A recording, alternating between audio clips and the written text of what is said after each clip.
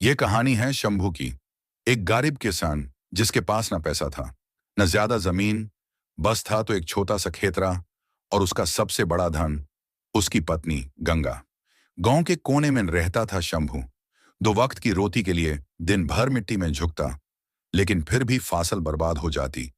कभी बीज खराब निकले, कभी बारिश ही गद्दर बन जाती। एक दिन शंभू थक कर बोला, गंगा, लगता है खेती छोड़नी पड़ेगी। भगवान भी हमसे नाराज हैं। गंगा ने उसके हाथ पकड़कर कहा, जब मिट्टी को छोड़ा जाता है ना, तो रोटी भी छोड़ देती है। सपने छोटे हो सकते हैं, पर मेहनत का रास्ता बड़ा होता है। उस रात दोनों ने चूल्हा बुझा दिया, लेकिन उम्मीद का दिया जला दिया। अगली सुबह गंगा ने एक नई बात बोली, इस बार सब्जियां उगाते हैं, टमाटर, मिर्च, धनिया। और शब्द नहीं, सिर्फ विश्वास में बात होगी। शंभू ने हल उठाया और गंगा ने अपने हाथों से पानी दिया। सुबह से शाम दोनों मिलकर काम करते। गंगा मिट्टी साफ करती, शंभू बीज बोझता। दिन बदलते गए और 3 महीने बाद पहली बार खेतरा हरा भरा दिखा। गंगा अपनी टोकरी लेकर बाजार गई। लोग पहले हंसे, पर उसकी ईमानदारी, उसकी मुस्कान सबका दिल जीत गई। वही सब्जी, वही गांव, पर गंगा का अंदाज कुछ और था।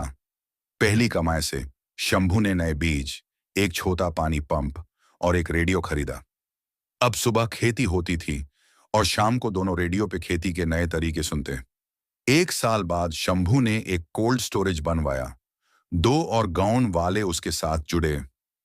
गंगा ने एक महिला समूह बनाया, जहां औरतें अचार, पापड़ और सब्जी बेचने लगी। गांव में आज भी लोग कहते हैं, खेती तो सब करते हैं, पर सपने गंगा और शंभू जैसे लोग उगाते हैं। आज शंभू के पास ट्रैक्टर है, एक पिकअप गाड़ी है और एक छोटी दुकान भी है, लेकिन उसका सबसे बड़ा धन गंगा। वो कहता है, अगर पत्नी साथ हो तो मिट्टी भी सोना बन जाती है। ये कहानी उन लोगों के लिए है जो कहते हैं, मेरे पास कुछ भी नहीं है।